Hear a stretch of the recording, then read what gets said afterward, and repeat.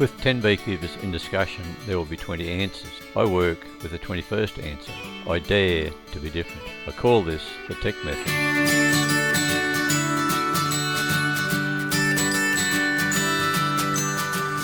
So in this particular honey hive, we'd noticed the queen was probably getting to about 15 to 18 months old. Still performing, but we've decided it's time to change it over with a younger one. And the benefits of running a nuke all year round, or several nukes depending on your situation, is that at a moment's notice you can have a young queen available, which is what we've got over to our side, over to the side here. So this nuke here is a double nuke with no excluder for the purpose of building up bees. And what we've done is found the queen in this one, also found the queen in the honey hive, caged the queens, and now swapped them over. This queen here has just been placed down, and shortly she'll start piping to be fed. And if they behave nicely towards her, she'll amalgamate fine with the colony. So that's the old queen into a nuke, and she'll perform quite well in a nucleus hive. Whereas over here, this is the young queen, and because she's in full lay and performing very well, she'll serve this honey hive much better than the older queen. And as you can tell, they're just calmly trying to get through the cage to feed her. If we were to notice that they were buzzing and forming a tight ball around that cage, it would mean that they would be trying to ball her and kill her.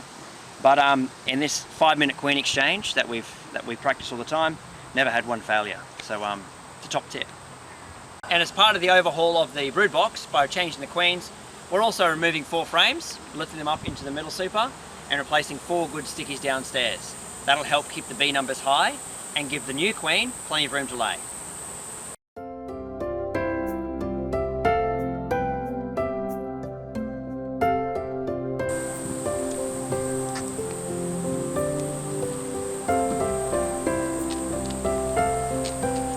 Make sure there's no drone comb in the frames, and make sure the frames are straight without any bows or holes.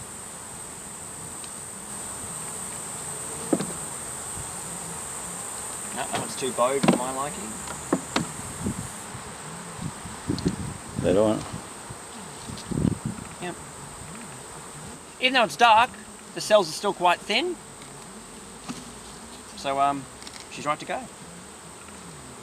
So as you can see, as we've done our monthly brood lifts, or as required, we've dated with the month and the year in which the frames went in. So I can tell that these 3 in the middle were put in January 2016.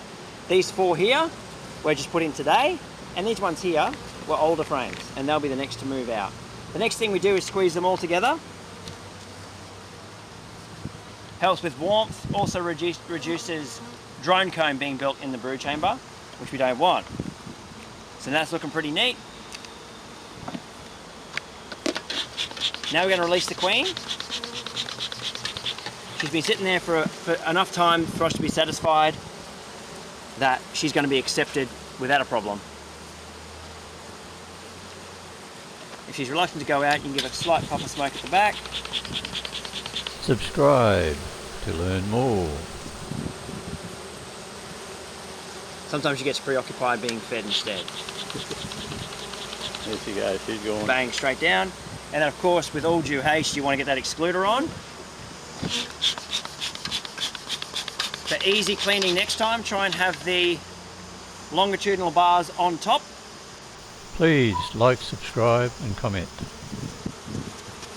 So that way you can clean it up without a hassle. So the frames that we've lifted up from the brood box are here, and they're about to be placed into the middle super with the stickies. And because we've found the queen and we know that she's safe downstairs, we can easily place these frames up into the middle super. These are our 4 brood lifts, and you must check these within 5 to 7 days for rogue queen cells. If you lift frames above the excluder and don't check, you've defeated the purpose, because it's likely you'll end up with a rogue queen who'll hatch, go down through the excluder, fight with your old queen, and basically you'll lose production because of that. Yeah, that's the bottom. All good? Yep, all good.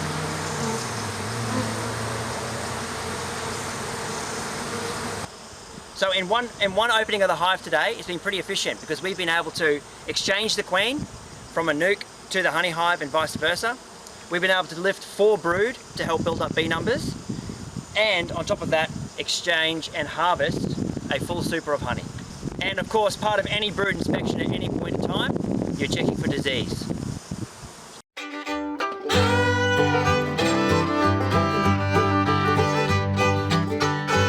Please like, subscribe and click the bell to my channels. Thanks for watching all Aussie content.